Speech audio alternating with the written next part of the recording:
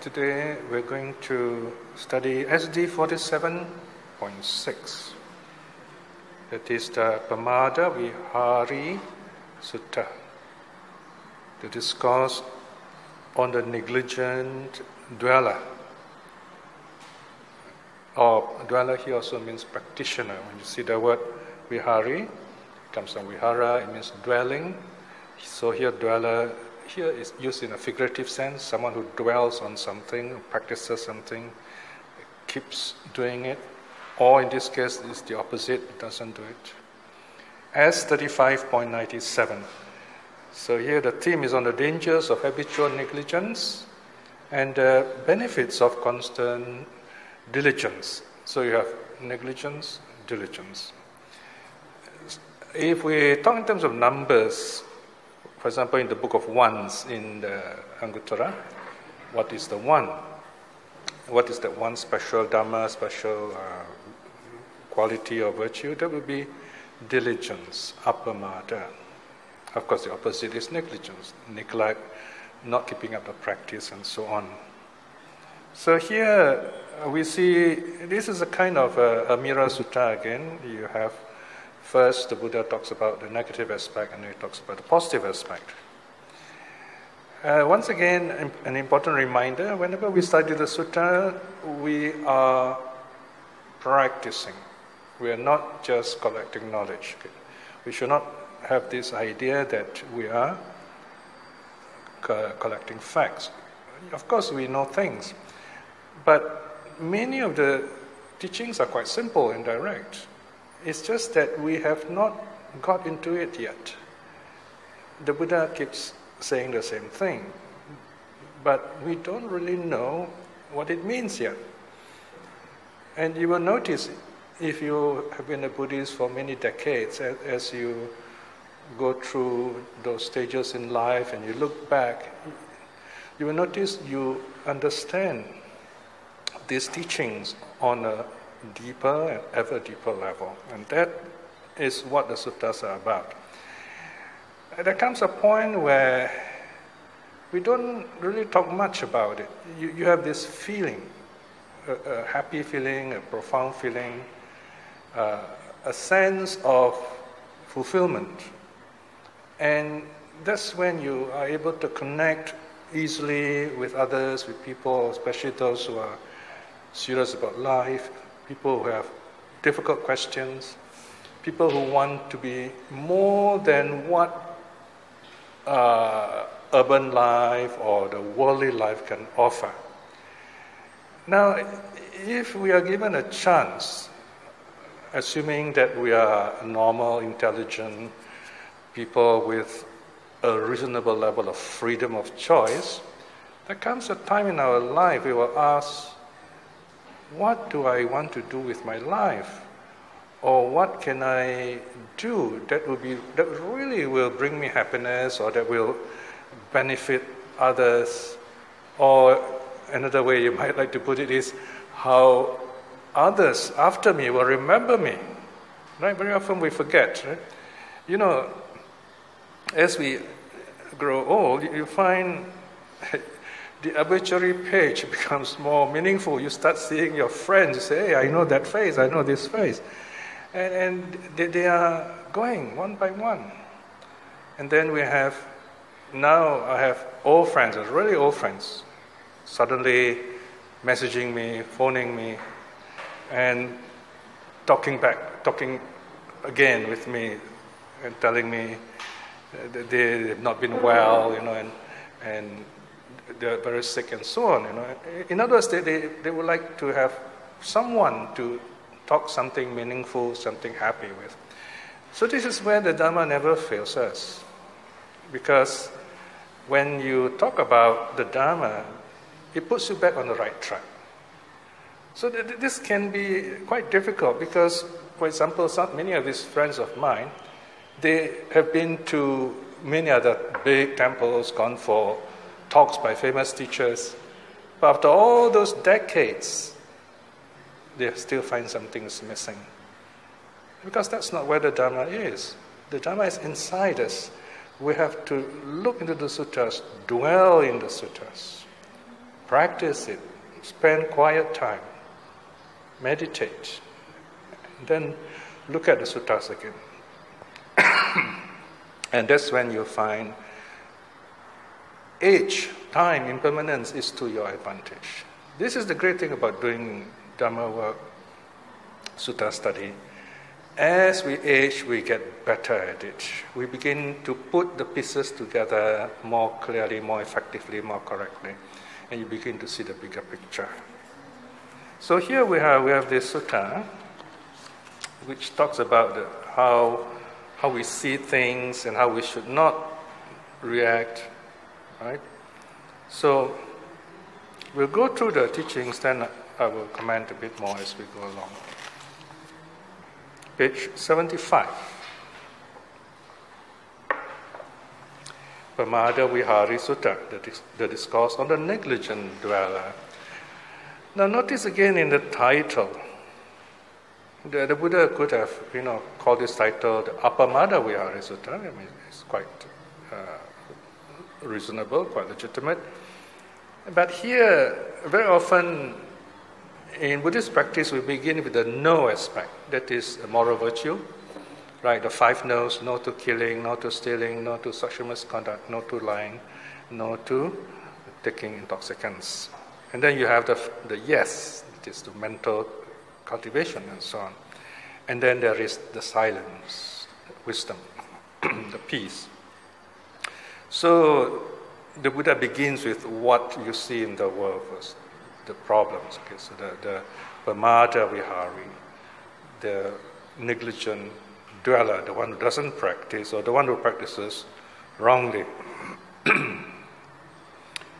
As 35.97.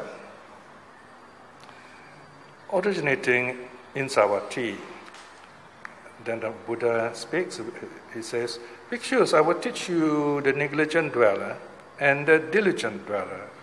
Listen now." Okay, so here he only uses short words, says listen now. Okay? Obviously he's talking to a group of new monks or young monks, so he's giving this teaching based on the 5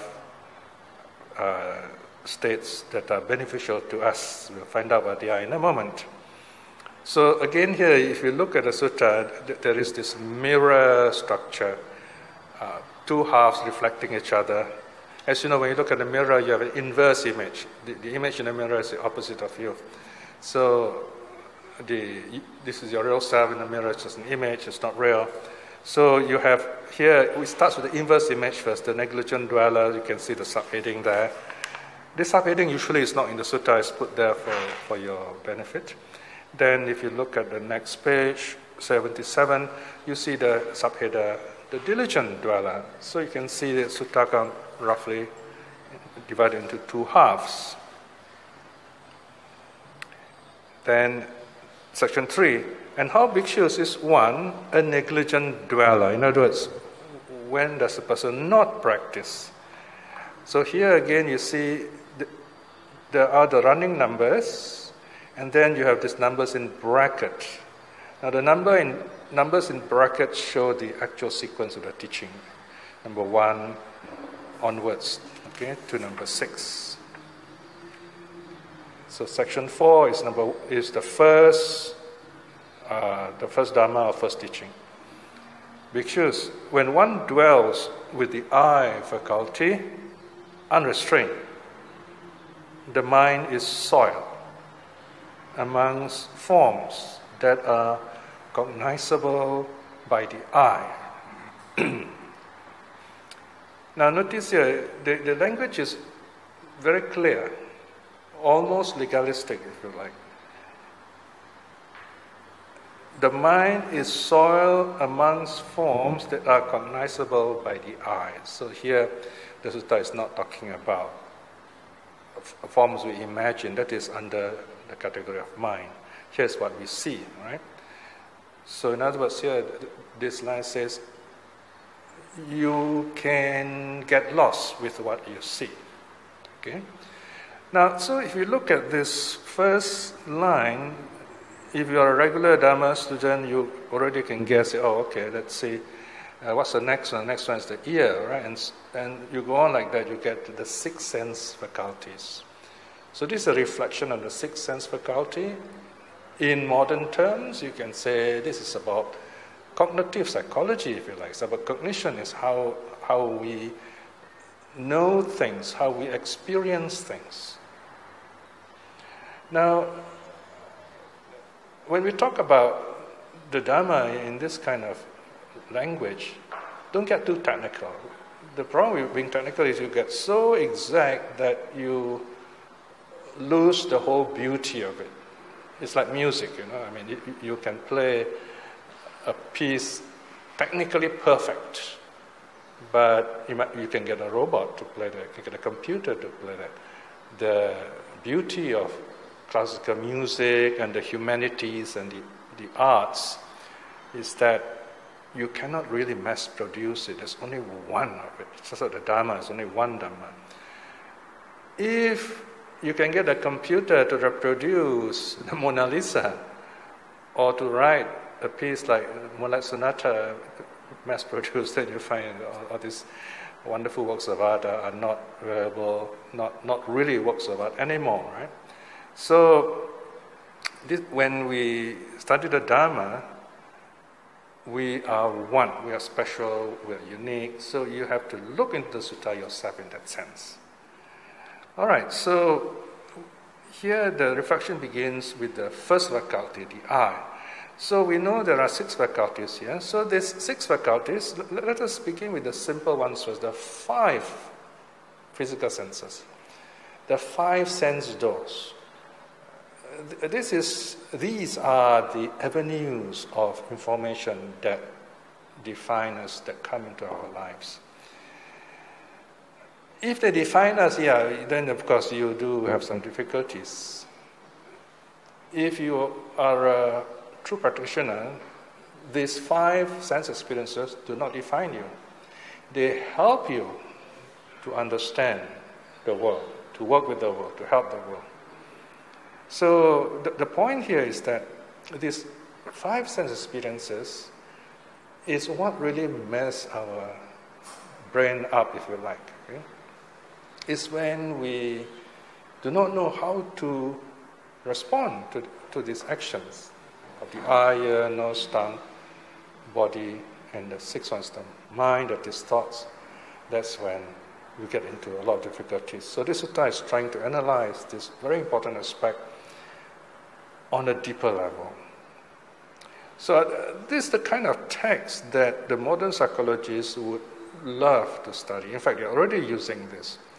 And if you do study some kind of psychology, especially a deep level of cognitive psychology, you will probably find it's easier to understand this kind of passage too. Okay, so once again, just look at the first line. Bhikshus, when one dwells with the eye faculty unrestrained, the mind is soiled. So the mind is affected by this, amongst forms that are cognizable by the eye. When the mind is soiled, when the mind is confused, the mind is defiled, there is no gladness, no happiness, no joy. When there is no gladness, there is no zest. Okay? When there is no zest, there is no tranquility. When there is no tranquility, one dwells in suffering or discomfort, if you like. When the mind is suffering, it does not attain samadhi or concentration, focus or stillness. In a mind without samadhi, phenomena or dharmas, with the S notice, dharmas do not appear. Because phenomena do not appear, one is regarded as a negligent dweller. This is the heart of Buddhist psychology, these few lines, all right? Now first look at, there are five things here. Gladness, zest, tranquility, suffering, samadhi. Okay? These five, there's no special name, interestingly, there's no special name for this set. So I call it the set of 5 qualities that are helpful to us. Okay? This is also helpful in answering a question. How do I improve my meditation? To improve your meditation, you build up gladness. Learn to be happy. That is why we do this inner smile when we meditate. That's why we start with loving kindness, for example. So here the sutta goes one step back. It says, a lot depends on how you experience the world. And the world, the physical world is made up of 5 aspects. What you see, what you hear, what you smell, what you taste, what you touch. And the 6th one is the mind, what you think. So this is how we live. So what you see affects what you think, affects your mind. So the sutta is telling us how we should see things. And this is where, when you look at other suttas, you find there are teachings about how to see things and to be happy. Of course, at this point, I can even tell you a very simple way. For example, in the Digajana Sutta, given to laymen, teaching for lay people, the Buddha talks about how to be happy in this world, earn money, enjoy it, save it, and so on. Then he talks about true happiness, happiness here and hereafter. That is, even as a layman, we should reflect on the rise and fall of things. That's another way of talking about impermanence. This is the key practice, and you cannot make any ritual out of this. This is real living. Whatever happens in our life, we go on reflecting this rise and fall, impermanence of things. And if you understand the nature of impermanence, you do not fear life. You do not fear failure. You do not fear loss. It's not to say that you like all these things. It's just that you are able to accept them for what they are. You will not be devastated by them. Well, not too much. Anyway, if you're not fully awakened, you understand that's the nature of life. Rise and fall, changing, becoming other. What rises must pass away. So that is how we should experience seeing, for example. So here is the wrong aspect. So this person who sees things wrongly, how does a person see things wrongly? By projecting something from our minds, our views and ideas, we project it onto what we see outside. If you're a user of Facebook, you know this very well. Someone put a post and someone else reposts. Everyone is a poster. Whatever they post are all reflections of their mind. You can know a bit of their character from how they react to something that someone else has posted. They will look at a certain angle which reflects their mind. So this is how we normally do. We see something out there, we react. How do we react? Because of past conditioning. Something happened to us in relation to this image in front of us in the past. So we have this database, then we quickly look up and say, okay, you see this image in your mind, you remember it from the past, and then something bad, and you don't like it, so you superimpose a negative reaction, anger, hatred, towards this neutral image. If you have a happy memory of this image before you, then you are beguiled. You are deluded into say, okay, this is good, I like this. And if you have no record of this experience, like meditation, for example, you might find it boring, or you will disregard it, okay? And ignorance arises. So this is where we have the 3 roots: greed, hate, delusion. Right? So if you are drawn to it, then greed arises. If you dislike it, or if you have anger, hatred, is regenerated, reinforced. If you don't know what it is, you neglect it, ignorance arises. So this is on a deep level how the underlying factors, how the latent tendencies arise, how greed, hate, delusion are reinforced. So here you can see this depth psychology of early Buddhism through the experience of looking. All right? So when we look at something, if we do not reflect it as impermanence, then the mind will be defiled. Then there will be no gladness. Okay? So, because there's no gladness, there is no zest. Zest is kind of active joy.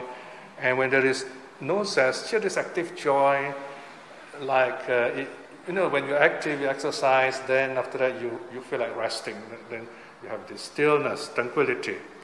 And if no tranquility, then suffering arises. If there is suffering, pain, or discomfort, you will not have mental stillness, no samadhi. All right? Now comes the key line.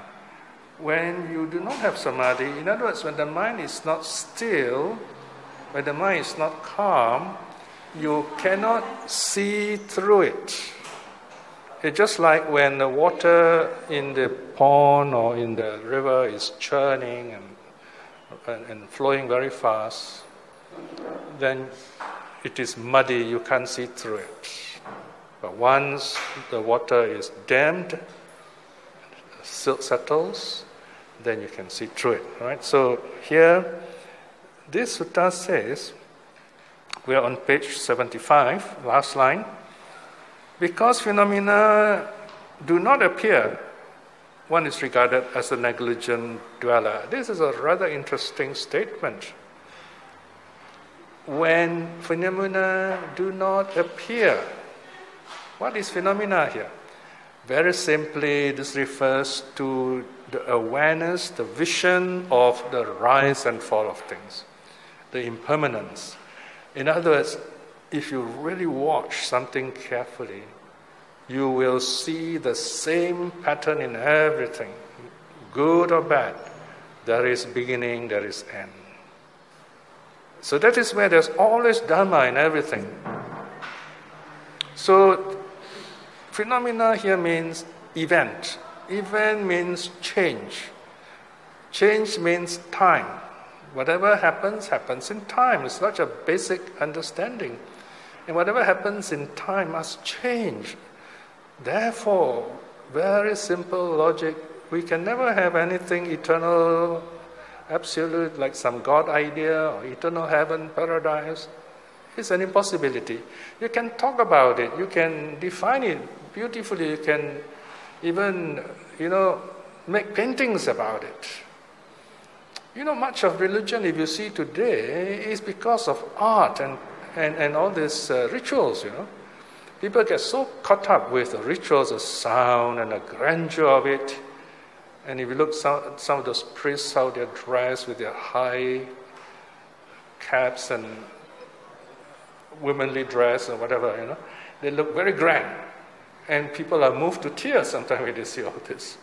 But then we forget, these are purely display, they're not real.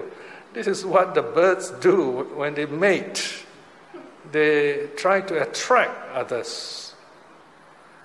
And the word for this is meme. M-E-M-E. The funny thing is, very often we use the word meme in the wrong way. I do not know what people mean by it. But the meme is a self-replicator. It is something that has only one purpose. Its purpose is to pull you in, suck you in, and make you just like what it is. It's a replicator. It replicates you into what it is.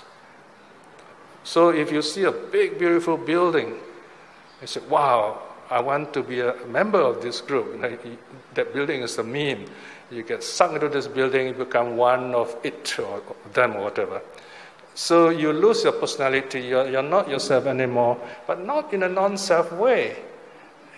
It is in a non-thinking way, all right? Whereas, remember, in the Buddha's teaching, although the Buddha teaches about non-self, he also teaches about discovering your true self. Of course, the true self is no self. Okay? But before you go into that part of no self or non-self, you've got to know what true self means. And this is what we're talking about, the true self here. What is our self? Our self is when we see something, we see that as, oh, this is my experience. I have seen this. So you own that sight. This is what happens. That's you. Then you hear, smell, taste, touch, and think things. You own it. That's you. That's yourself. And you think all these are permanent. Now, that's the usual thing we think. But all these are phenomena, the last line. All these things change. They're impermanent. Okay? So if you do not see things out there in this way, you will not see phenomena in what you see. So this is the key passage here. Once you understand this key passage, the other 5 they are variations on a theme. The theme is the 6 sense bases. The variations are each of the sense faculties. Now look at section 5, which is the second faculty. Bhikshus, when one dwells with the ear faculty unrestrained, the mind is soiled among sounds that are cognizable by the ear. So we get messed up by sound. Okay? So in other words, don't get lost in sound. What does it mean? Do not see sound as good, bad, liking, disliking. They are just sound, they are impermanent. Okay? Then your mind won't be defiled. Then in this case, you have this negligent person. So when the mind is soiled, there is no gladness. When there is no gladness, there is no zest. When there is no zest, there is no tranquility. When there is no tranquility, one dwells in suffering or discomfort. When the mind is suffering, it does not attain samadhi. In a mind without samadhi, phenomena or dharmas do not arise. Because phenomena do not arise, one is regarded as a negligent dweller. Okay, remember, all this series of words, something will stay on in your mind. One day, as you look out there in your daily life, whatever you might be doing, then suddenly you realize that, now I understand what one of these lines mean. And once you understand one of the lines, the rest kind of fall in. That's what we are waiting for, in a sense, okay? Then the next one, section 6. Bhikshus, when one dwells with the nose faculty unrestrained, the mind is soiled amongst smells that are cognizable by the nose. And then the whole sequence is given again. When the mind is soiled, confused, defiled, there is no gladness. You're not really happy. Notice, we see a lot of things. We're not really happy. Also notice, sometimes you go for something like, especially when you go for a good movie, you really enjoy the movie, but at the end of the movie, do you remember that feeling?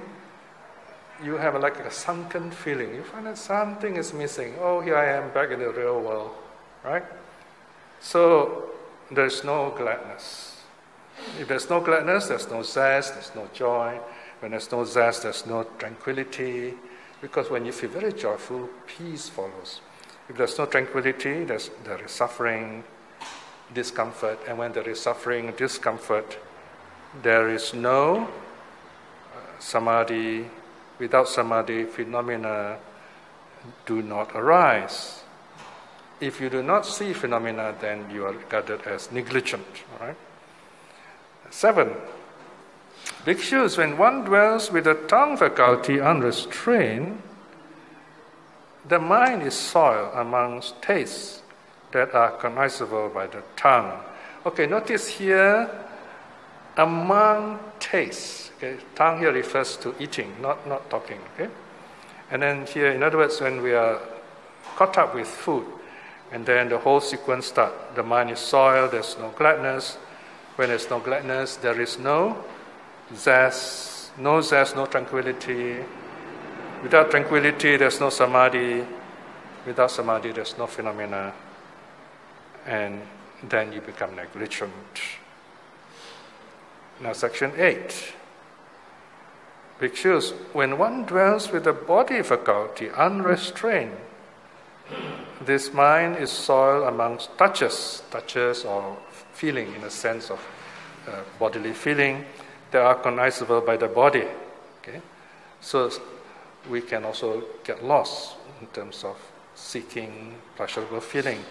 Then the whole negative sequence, there's no gladness, no happiness, no zest, no tranquility, suffering arises, no samadhi, so you do not see true reality. And then you come to the last one, 9. Bhikshus, when one dwells with the mind faculty unrestrained, the mind is soiled amongst thoughts that are cognizable by the mind. When that mind is soiled, there is no gladness. When there is no gladness, there is no zest. When there is no zest, there is no tranquility. When there is no tranquility, there is suffering. And when there is suffering, one does not attain samadhi. And without samadhi, you will not see phenomena, rise and fall of things. So this is when the practitioner fails. Right? So this is one way of reminding you how your practice should work. And the sutta closes with the positive aspect. Who is the true practitioner, the diligent dweller? Notice the word diligent, it means action, right effort. That's another way of putting it. So let's just look at the first one and last one, because the rest are all the same. Section, there's some Pali. Look at the second section 12. Bhikshus, when one dwells with the eye faculty restrained, the mind is unsoiled amongst forms that are cognizable by the eye. All right, let's look at this. One dwells with the eye faculty restrained. Now, restraint, yes, one meaning is less and less of it. But restraint also means quality control. In other words, whatever you see, you know it is worth seeing. Or, if you like, you can say, you make it worth seeing. So it can be something unhappy and yet it's worth seeing, so to speak.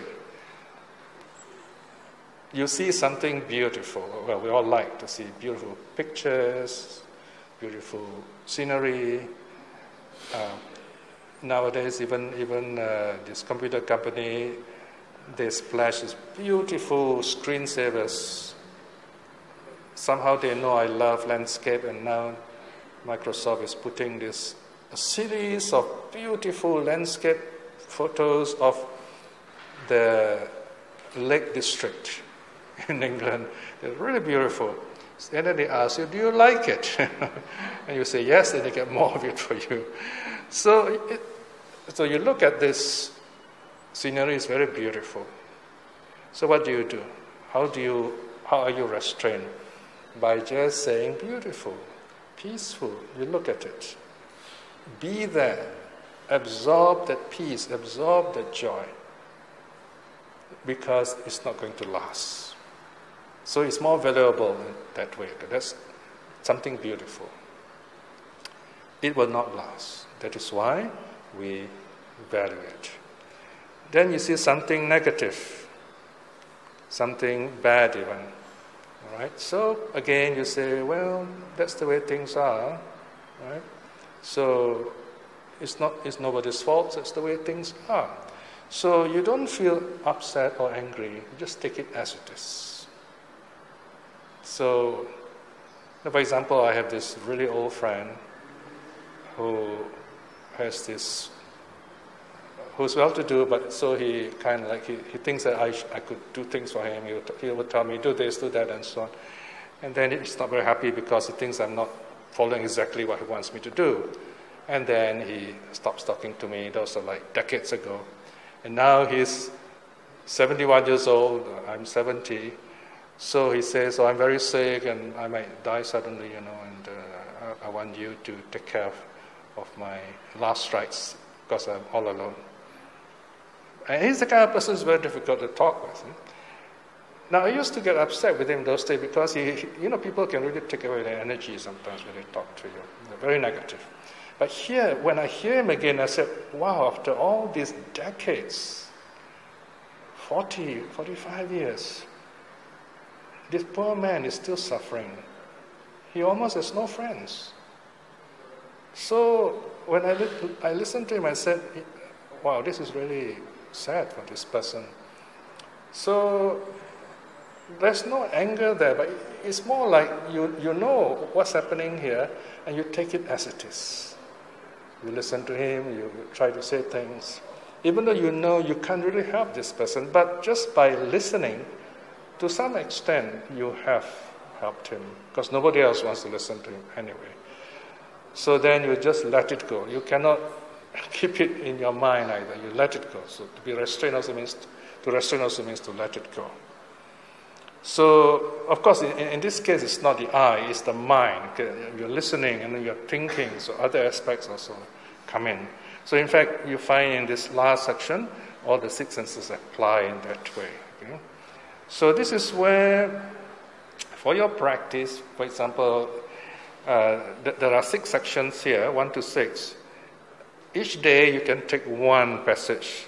You use that for your reflection. So, let's say Monday is the I practice day, and Tuesday is the ear practice day, and so on, And Sunday is your free meditation day, if you like. So that's one way you can reflect on this. Carefully look in depth into each line, each word, try to understand them. At the end of it, you feel nice and peaceful, and go into your meditation. So knowing more the Dharma doesn't make you trouble, It frees you from thought. You are happy. That's how you can go on doing more work in the future. Otherwise, you say, oh no, it's the same old thing, it's Pali and all these things, the Buddha is always saying the same things, and you'll be bored. It's not like that. Because although you hear the same message, it's amazing how you get new messages keep coming through. Because the Dharma is like this transmission device, that can bring this message that was transmitted 2,500 years ago. It's coming through, not very clear over time. So you're trying to focus, you're trying to fine-tune. You get a bit of it, but it's not clear. You keep on tuning in so that you get the full message, in other words. So that's what happens when you practice, when you meditate. So now we come to the same thing applies to section 12, I, section 13, the ear faculty to do with sounds. You see sounds as impermanent. Section 14, smells, the nose and smells as impermanent. Section 15, tongue faculty, tastes are impermanent. Then section 16, the body faculty, touches are impermanent. And then section 17, the closing section. Bhikshus, when one dwells with the mind faculty restrained, the mind is soiled amongst thoughts. The mind is unsoiled among thoughts, rather, that are cognizable by the mind. So, the thoughts come, the thoughts go. You are safe. This is like in the Dhammapada, the Buddha says, if your hand has no cut, if your hand has no wound, it can carry poison. If your mind has no wound, no matter what thoughts come to you, you let it go. Right? It doesn't trouble you.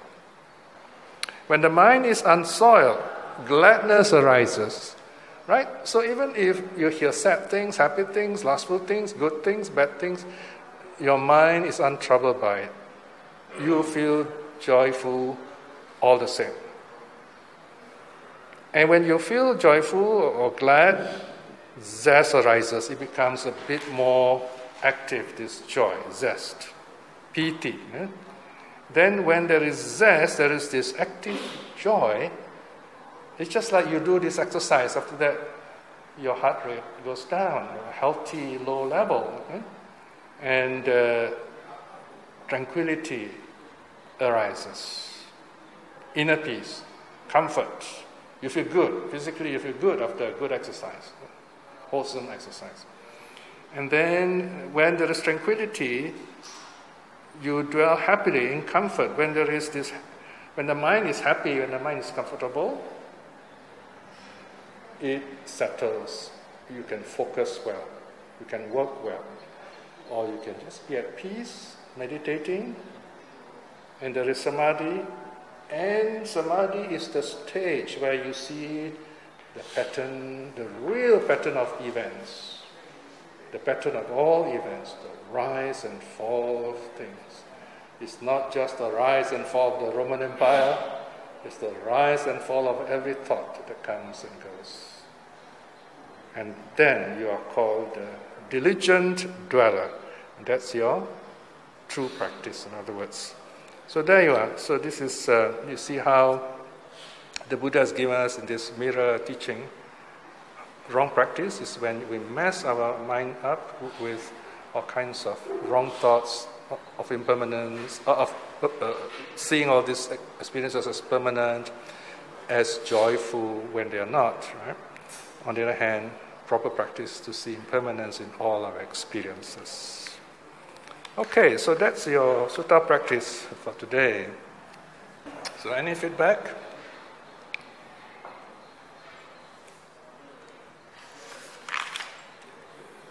You know, there is this line here which says, forms cognizable by the eye. This is repeated in the Sakapana Sutta also. In fact, the main teaching, the Dhamma teaching in the Sakapana Sutta, Question of Sakra, uses this phrase. But interestingly, the phrase used in the Sakapana Sutta only appears once, only in that sutta, in the whole of the Digha Nikaya. And outside of Digha Nikaya, it appears that we call it the stock passage or pericope. It appears only once in the Majjhima Nikaya, in the Sevitaba Sutta.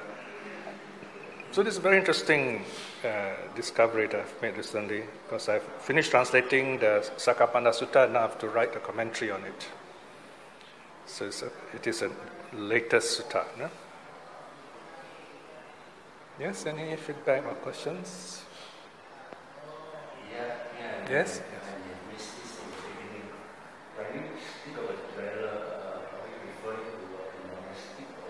A dweller simply means practitioner. When you dwell on a practice, it's a figurative term. That means you keep on doing something. Yes, so basically it's a mental training.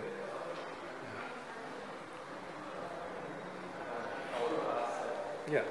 What is the common concept?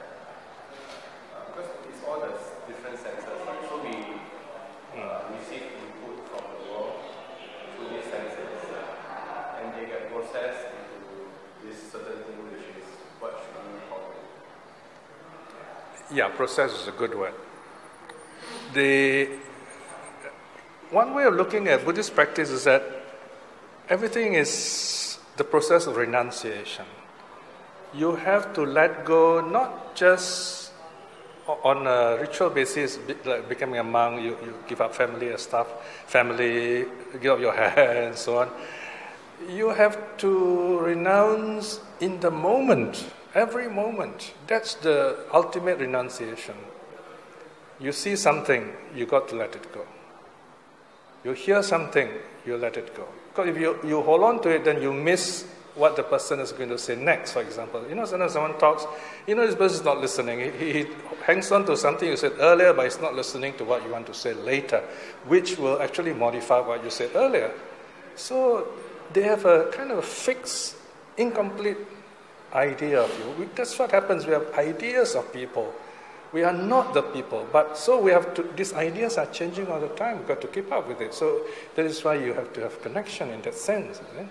So what the Buddha is saying, you can't put your finger there and say, that's it. That's what you are, or that's what I am. So you've got to keep on listening, keep on interacting. So it is a process. And that process brings you gladness. If you can do that, you say, oh, I know this person. For example, let's say if you know someone very well on Facebook, even if he writes nonsense, you're not going to be upset because you know him. Where someone you do not know, he just says something wrong, you can get very upset. See, there's a big difference there. So when you know someone well, you understand this person, then there is this acceptance. And then from there comes the other positive qualities. So basic idea here is letting go. Whatever arises, you let go. A lot of people, they have problems with this word let go. That's what it means actually. This whole sutta talks about that. Let it come, let it go. Then you experience life. That's the meaning. It's just like you want to go for a world tour. All my friends, he just decided to take a leave. Instead of spending New Year here, he says he's taking a tour of some Southeast Asian country, Myanmar and so on. He's now on retreat. He's enjoying his bachelor life, traveling and doing whatever a good Buddhist will do. So he said, oh, these people here are very nice, wonderful people in Myanmar and so on. So he's accepting that moment. So he goes to one place, and a nice place, he leaves a place behind, another place, and so on, And then he comes back with this happy, beautiful memory of what? Peace, of goodness, of how people can... Okay? So that's how you practice on a daily life. So then you practice on that deep in your meditation. So personal practice, public practice in that way. Okay? So this is just one way the Buddha is trying to say, using the six senses as a background. Okay?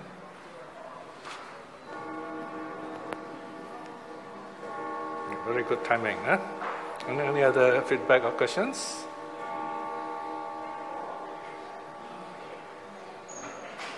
Okay, so then we end here. Huh? Right, today we have studied the discourse on learning to let go of our senses so that we really experience life. So to be a good Buddhist is to live life to the fullest. And in order to live life to the fullest is to take it in and give it back. Just like our breathing, the most basic thing that we do, we cannot keep it. We take our breath in, we give it back. That is a wonderful reflection on this sutta. Take it in, give it back.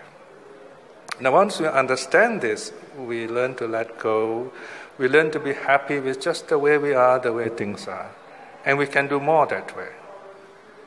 Reflecting in this way is wonderful good karma. By such good karma, may we be blessed with good health and wisdom and the courage to at least aspire to stream winning in this life itself. And by all these wonderful truths, may our loved ones to be well and happy. May they too see the true teaching in this life itself. And may those who are practicing the Dharma to taste the fruit in this life too. And those who are lost or having difficulties to find their way back to the true path in this life itself.